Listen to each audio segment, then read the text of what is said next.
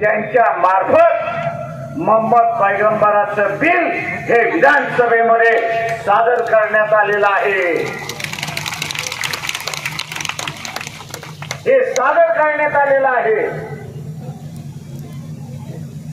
काँग्रेसवाले मंजूर करू शकत, काँग्रेसवाले मंजूर करू शकत नाही, राष्ट्रवादीवाले तुमच्या बाजूने उभेच राहणार नाही, तशी असणारी परिस्थिती आहे।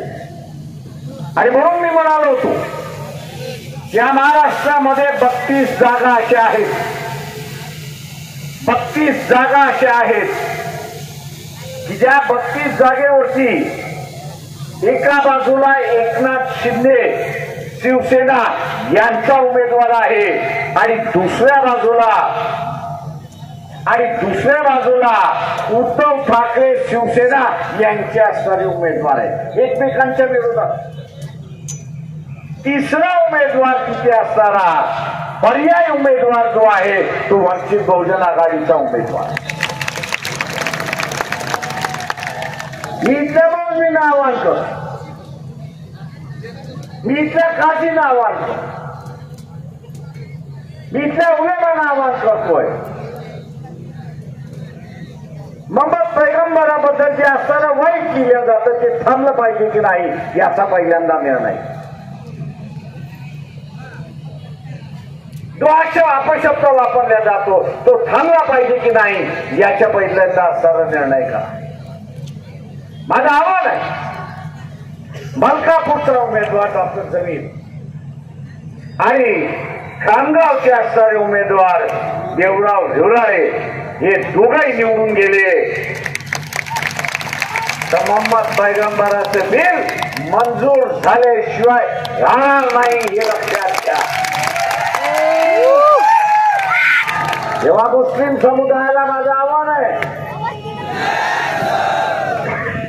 तेव्हा मुस्लिम समुदायाला माझं आव्हान आहे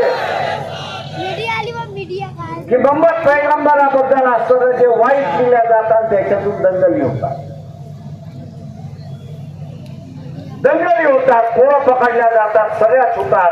ते थांबवायचं असेल तर कायदा होणं हा त्याच्यातला महत्वाचा आहे। त्या मोहम्मद पैगंबर बिलामध्ये आम्ही असणारा कायदा केलेला आहे की मोहम्मद पैगंबर आणि इतर देवदेवतांबद्दल कुणी हा शब्द काढला तर त्याला किमान 7 वर्षाची सजा त्या ठिकाणी झाली पाहिजे आणि ती सजा झाली तर त्या ठिकाणी हा शब्द लिहिण्याचं थांबणार आहे। माझ्या मुसलमानांना आव्हान आहे, तुम्हाला हा कायदा पाहिजे की नको? मुस्लिम समुदाय से मैं पूछना चाहता हूं कि आपको ऐसा कानून चाहिए या नहीं चाहिए? मियाँ चाहिए या नहीं चाहिए? वो आप अपने बस्तियों में, अपने इलाकों में इसका प्रचार करो कि वंचित बहुजन आघाड़ी का सत्ता देना इसका मतलब मोहम्मद पैगंबर का बिल मंजूर होना है। और इसलिए तमाम मुसलमान भाइयों से मेरी दरखास्त, तमाम मुस्लिम भाइयों से मेरी दरखास्त है, हम उठते बैठते अल्लाह का नाम लेते, अल्लाह को दुआ देते और अल्लाह की दुआ की वजह से ही आज हम लोग जिंदा है। मैं बात के चलता हूँ, खून खोलता है जब अल्लाह के बारे में कोई खराब बातें वहां पर करता है। आज एक मौका है, इलेक्शन एक मौका है कि जिस मौके का अगर हम लोग फायदा ले उठाए तो ये जो आप समाज की बातें जो चलती है अल्लाह के बारे में उसका रोकने का मौका है। और रोकने का मौका एक ही है कि गैस सिलेंडर को वोट देकर इन दोनों को जिताइए और विधानसभा में कानून बनाइए। इसी की उम्मीद से मैं आपसे रुकता हूँ। जय भीम, नमस्कार।